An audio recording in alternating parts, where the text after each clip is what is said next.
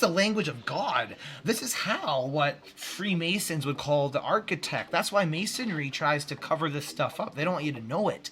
But the architect, the creator of the world, speaks in math, and that's the foundational, the lowest level concept that there is.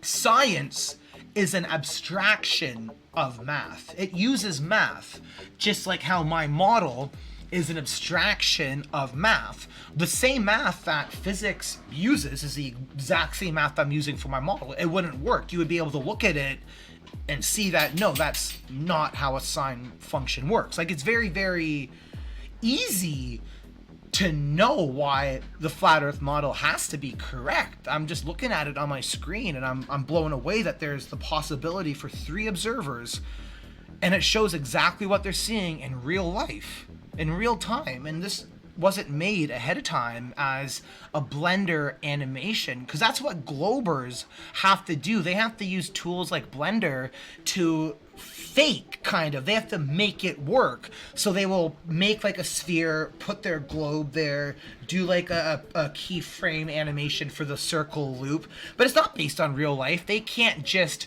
change the time. See how I just changed the time and everything in the model is different? Prior to me changing the time, only 2 people could see the sun. I just changed the time, and now all 3 people see the sun. I didn't plan that. So the easiest way to understand this argument in 30 seconds would be that when you have a quantified model, this is a scientific model. We're not talking about Blender. We're not talking about globe-based models. We're talking about the real-life flat Earth, a quantified scientific model.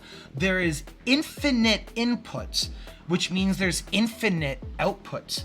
Does that make sense? So there's no way for me to actually know every possible output because I did not code every possible output. There's an infinite options. You can do anything and then you see what it looks like, but that is what a scientific model is. And for example, the globe has no model. What they will do is they'll make stuff like VSOP 87. So VSOP 87 is a sky model, and that's what Stellarium is, and it's accurate because it's based on the first person flat earth view. So this right here is a VSOP 87. This is a Stellarium.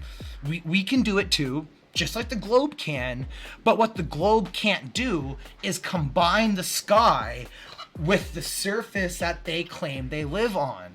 When you're dealing with a globe-based model, you can't zoom out. You can't. So that's why you'll never get multiple observers, and they have to do a lot of that weird type of trickery. So the argument is that the globe has no model. They have to separate it into separate models, such as VSOP 87 for Stellarium in the sky, or Google Earth, which uses WSG 84. So that is now a ground model, and that is what gets into the argument such as an oblate spheroid. So even in the globe's geographical models, they have dozens. They can't even agree on one model. So WSG 84 is the first one that comes to my head, but I don't know if it's the perfect sphere, if it's the oblate spheroid, who knows? What I'm trying to tell you though is that the globe, because you can't model something that's not real, we'll have to separate models. The astronomical model is always going to be separate from the geographical model.